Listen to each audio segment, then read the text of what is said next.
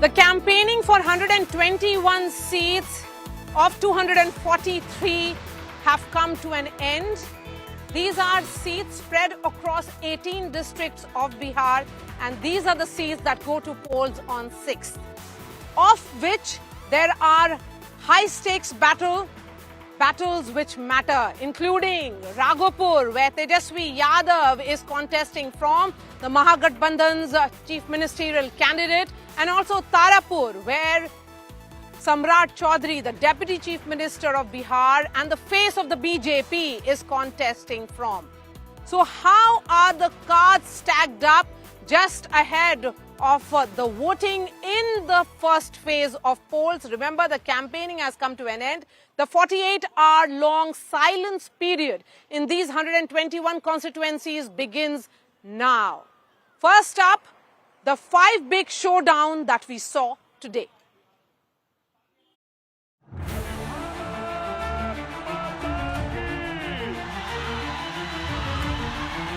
RJD हो या कांग्रेस, इनका विकास से दूर दूर तक का कोई नाता नहीं है।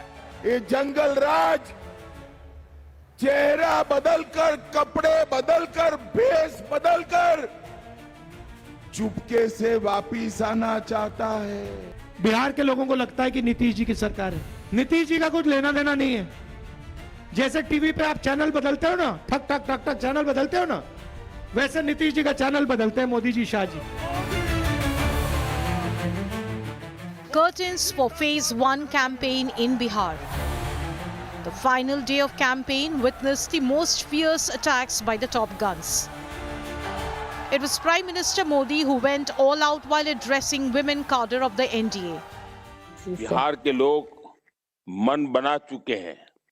इस बार एनडीए की जीत का पिछले 20 साल का रिकॉर्ड तोड़ देंगे जी। वही जंगल राज वालों को अब तक की सबसे करारी हार मिलेगी जी। बिहार का जितना ज्यादा विकास हो सके एनडीए ही कर सकती है। Union Home Minister Amit Shah attacked RJD over Jungle Raj, while Defence Minister Rajnath Singh underscored mega NDA push for Bihar's development. Rabri और लालू का जंगल राज देखा। ये जंगल राज चेहरा बदलकर, कपड़े बदलकर, भेष बदलकर चुपके से वापिस आना चाहता है। जब भी इन लोगों की सरकार आती है बिहार पर ब्रेक लग जाता है, और हिंदुस्तान में किसी भी राज्य में जाकर देख लीजिए, जहां जहां पर भारतीय जनता पार्टी की सरकार होगी अथवा एनडीए की सरकार होगी, वहां विकास की गति सर्वाधिक तेजी के साथ आगे बढ़ रही होगी। From Mahagathbandhan, Rahul continued his attack on Chief Minister Nitish. Nitish ji का कुछ लेना देना नहीं है। जैसे टीवी पे आप चैनल बदलते हो ना, ठक ठक ठक ठक चैनल बदलते हो ना, वैसे नीतीश जी का चैनल बदलते हैं मोदी जी, शाह जी। बटन दबाते हैं, खट जो चाहिए नीतीश जी करते हैं। Meanwhile, Tejasvi on the crucial day promised to deliver on his post ops announced earlier, asserting that Bihar is ready for change. लोगों का पूरा मूड जो है इस बार बदलाव का है, परिवर्तन का है, और इस बार बिहार की जनता जो है 20 साल पुरानी जो सरकार चल रही है उसको उखाड़ फेंकने का काम करेगी। A big row erupted over Union Minister Lalan Singh's comments ahead of polls. In a video shared by RJD, Lalan purportedly told voters to restrict certain leaders at home. While the JDU called it doctored video, the poll panel got an FIR lodged against him. एक आदमी नेता है तो चुनाव के दिन उनका घर से निकले मत ही होना, उनका घर में बात करती होगी। The RJD and JDU clashed over the issue. ये जो गर्मी दिखा रहे हैं वो प्रधानमंत्री और गृह मंत्री की नज़र में चढ़ने के लिए इस प्रकार के बयान दे रहे हैं। खुद वो लोकसभा चुनाव में जिस क्षेत्र में वो घूम रहे हैं, जिस स्वतंत्रता सेनानी के लिए घूम रहे हैं, वहाँ से उनकी हार हुई है। उन्होंने जो मंतव्य दिया है उसको तोड़ मरोड़ करके यह कहा है उन्होंने कि एक नेता, नाम नहीं लिया कौन वो नेता है, अगर वोट देने जाए तो उनके साथ आप उनको वोट दिलवा करके नजरबंद कर दीजिएगा। तो लोकतंत्र के अधिकार का हनन भी नहीं किया। It will now be over to voters for 121 constituencies, which go to polls on Thursday. With Maria Shakil and Aishwarya Paliwal in Patna, Bureau Report, India Today.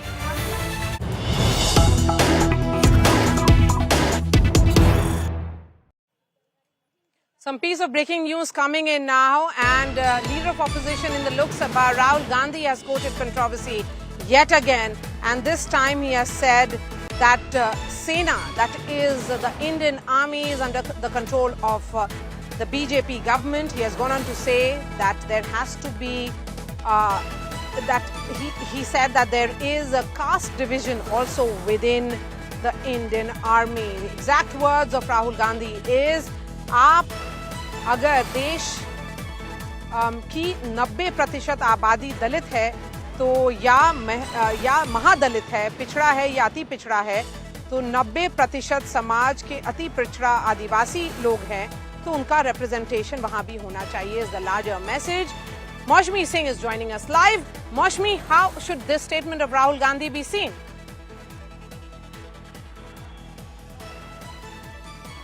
Okay, but before that, let's listen in to what Rahul Gandhi said, and then I bring in Maushmi. सारे के सारे 10% आबादी में से आते हैं, सारा bank का धन उनको जाता है, सारी नौकरियां उनको जाती हैं, ब्यूरोक्रेसी में उनको जगह मिलती है। आप जुडिशरी देखिए, वहां भी उनको सब मिलता है, सेना में उनका कंट्रोल है, और 90% आपको जो आबादी है वो आपको कहीं नहीं मिलेगी। अब मेरा कहना है कि अगर हिंदुस्तान के 90% लोगों को हम शामिल नहीं करेंगे, चाहे वो कॉर्पोरेट इंडिया हो, चाहे वो जुडिशरी हो, चाहे वो ब्यूरोक्रेसी हो, अगर हम इनको नहीं शामिल करेंगे तो कैसा हिंदुस्तान बनेगा? Let me bring in Maushmi Singh. Maushmi, Rahul Gandhi here quoting controversy yet again, speaking essentially in the context of the representation based on the population or the percentage from a particular community. How should this statement be seen?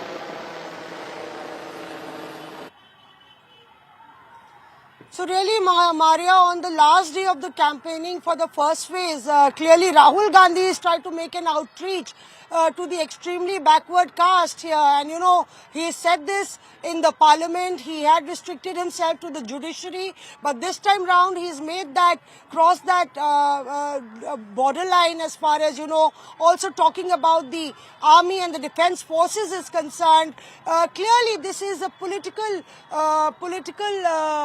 bait, you know, because somewhere Rahul Gandhi and the opposition realize that the EBC is a formidable vote bank. And with Rahul Gandhi talking about save the constitution, here yet again he makes a very, very startling claim there, you know, and it's sure to, you know, raise a political storm with a hit back from the BJP.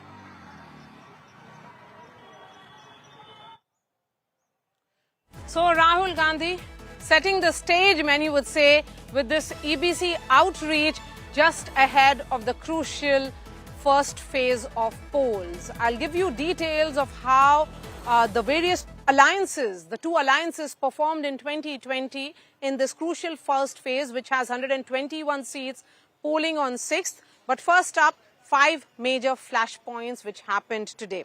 Home Minister Amit Shah was in Bihar and he invoked a war cry and echoed for what he said. Pakistan attacks India again. Bharat will give goli ka jawab with Bihar ka gola. Then RJD leader Tejasvi Yadav said that the Prime Minister and the BJP are talking about chips and semiconductors in Gujarat, but they talk about kattas or guns in Bihar, highlighting the priorities and the stark difference between what the BJP does in Gujarat, the home state of Prime Minister Modi and Home Minister Amit Shah, and how their language changes when they are in Bihar. Then came another salvo, this time from Leader of Opposition in the Lok Sabha and Congress leader Rahul Gandhi, who branded Nitish Kumar as a remote control chief minister, something that Tejasvi has been speaking about throughout the campaign. And he took a swipe at the JDU chief, saying that he is a pawn in the hands of the BJP.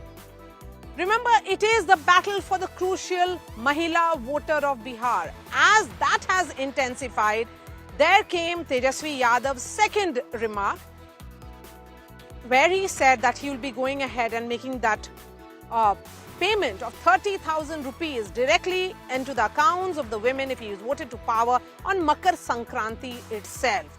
The Mokama seat, remember, is notorious or infamous for the murder which has happened, and also which is seeing a battle between two Bahubalis.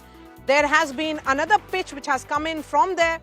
It was a controversial campaign video or viral video which emerged, in which a neta is heard as saying that don't let some netas go out for polling.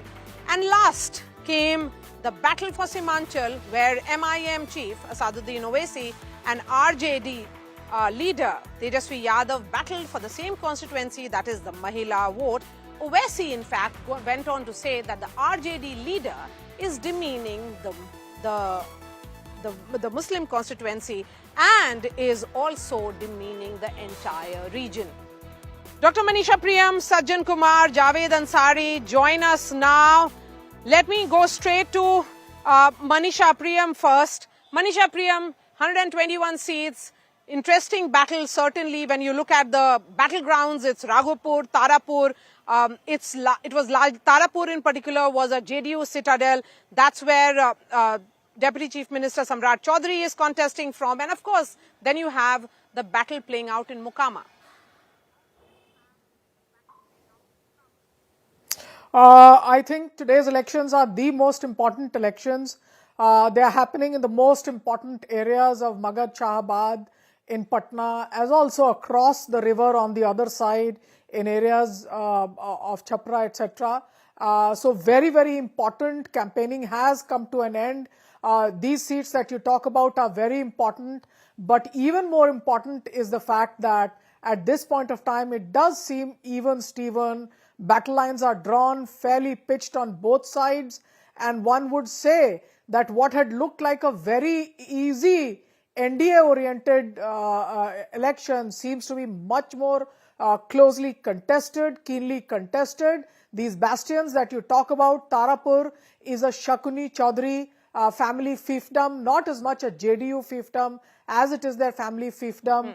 Mokama also, the Tal area, a fiefdom of Anand Singh. So I would say political parties have been important, but local feisty leaders have been far more important. Therefore, it tells you that big political parties have required the support of what is popularly known as Bahubalis, but somehow in the Bihar politics, they keep coming back. The question to be asked is that in this election, where we see so much coming from such tall and stalwart leaders on the NDA side, you have the Honorable Prime Minister, the Honorable Home Minister, Nadda ji leading the campaign, and many others, but still these are very, very important. And I think it is also important to see that Samrat Chaudhary of the BJP, Anand Singh of the JDU, so one has to see what kind of firecrackers are blowing up, whether within the alliance that has been stitched together on the NDA side or on the Mahagathbandhan side, whether what has been stitched up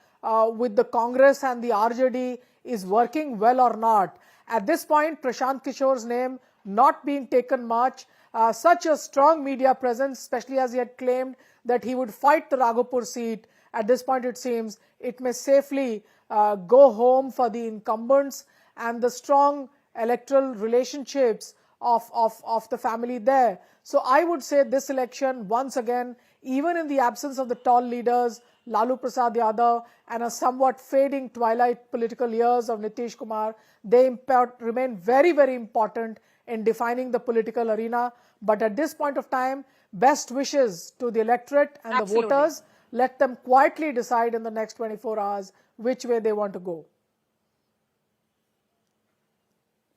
Yes, and it's interesting, Manisha Priyam, having traveled several parts of this beautiful state, my home state of Bihar, that the contradictions also are emerging, that we aren't really seeing a very vociferous Yadav or the minority community.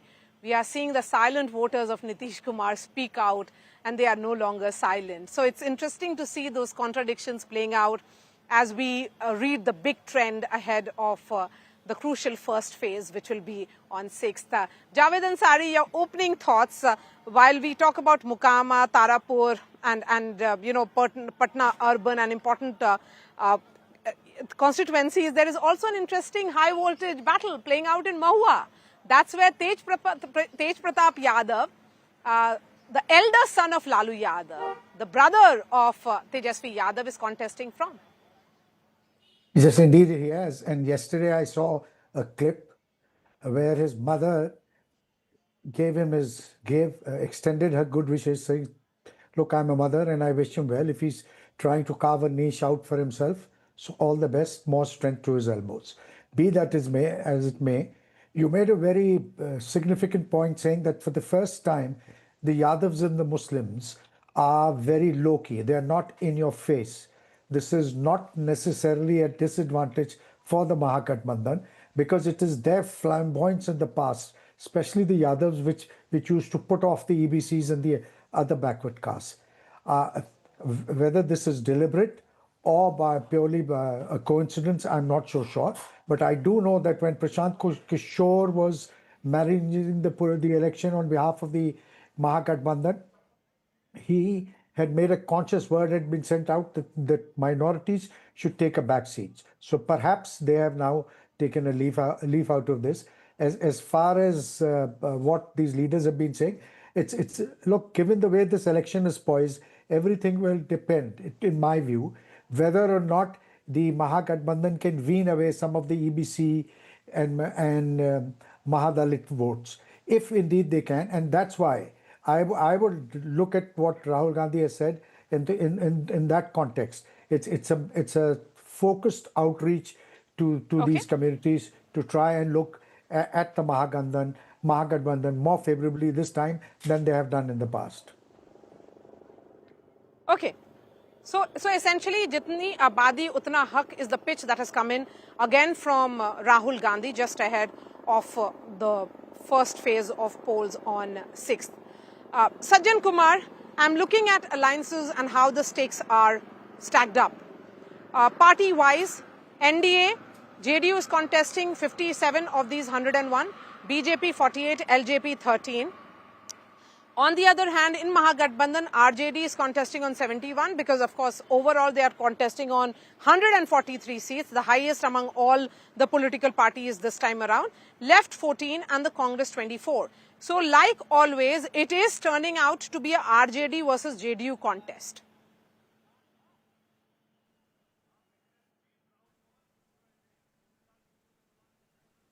Yes, precisely. As in 2020, you saw. Yeah. So as in 2020, we witnessed that RJD and JDU were in direct contest on majority of seats. And JDU was at the receiving end because on every seat, JDU contested against RJD. LJP of Chirag Paswan sliced away 10 to 11%, which means 15 to 20,000 votes on an average, right? So that was the significant loss. This time also you see that JDU and RJD are facing each other off on a majority of the seats. Now, how the arithmetic is stacked right now?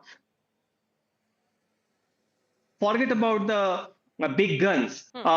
This time on the ground, you find that while Tejasvi and Congress tried to slice away the EBC vote, that is Nitish Kumar core constituency, away from JDU and NDA, something that we do not see happening overwhelmingly in Bihar. This is one very significant. Why? Because EBCs are dependent upon the welfare schemes. They have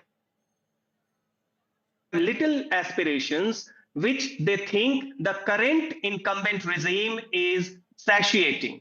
They may have higher aspiration, but then you need the trust on the leader. Now, the trust on the leader is also related to their support base on the ground. Now, to that extent, Tejasvi also tried to reach out to them along with Rahul Gandhi. The problem is that Tejasvi's support base, his own community on the ground, in everyday experience of the EBCs, still as an intimidating factor. And that is why they are not willing to trust Tejasvi and jump the gun. Right now is an election which is overwhelmingly about status quoism, barring few pockets. I'm not denying that, barring few pockets. It is about Okay. Gathbandhan voters are relying on Tejasvi. Sajjan, I'll request you to Nitish fix Kumar your... core constituency overwhelmingly. Okay, I'll request you to fix your audio. There is a problem with your network. In the meanwhile, let me bring in Manisha Priyam again. Manisha Priyam, Biharis are known for being status quoist. That is perhaps also with little they feel satisfied. Their level of aspirations are different from various other people of other states. Perhaps, generations ahead of the present generation was very different. We migrated out of Patna for education and for job opportunities. I've been speaking to a lot of youth here in the various parts, and the sense is that sarkari naukri, that aspiration for sarkari naukri is something that is almost embedded, it seems like. They're not talking about IT parks that is there in Gurgaon or in Hyderabad or in Bengaluru. They're very realistic dreams, dreams which are very minimum. That's what I sense this time around, Manisha Priyam.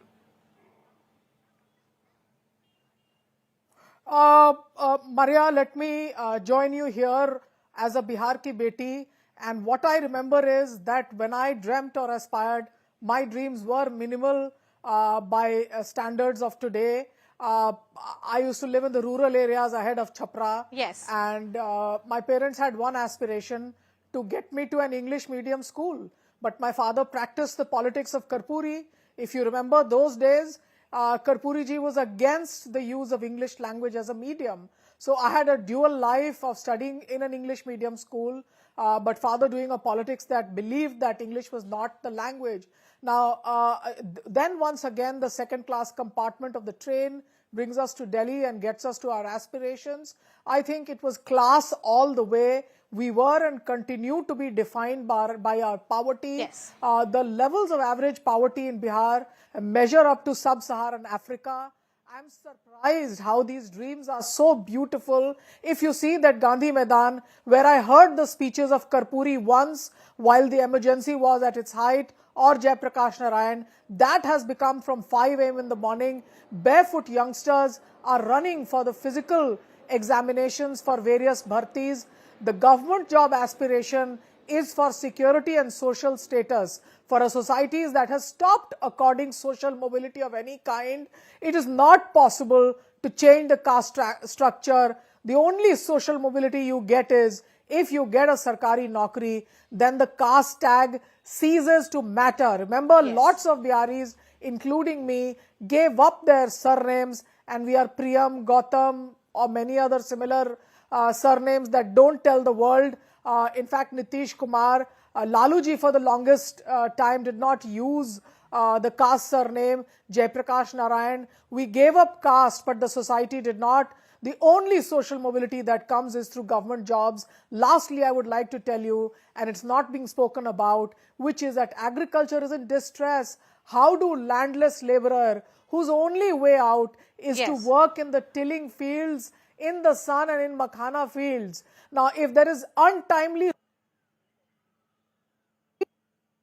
wilted away, how do you do Katni? Now, the only way to give...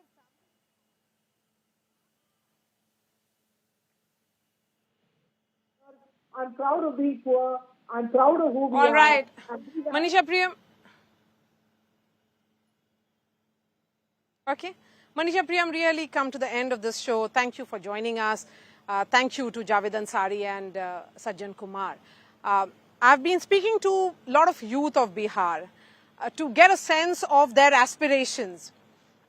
What changes perhaps in Bihar is that the aspiration is minimal. It's not something that you saw several years ago. That why is it that Bihari youth today are hoping for the least? That they're not talking about IT parks in Hyderabad. They're not aspiring for a similar IT park to be built in Patna or in any part of Bihar.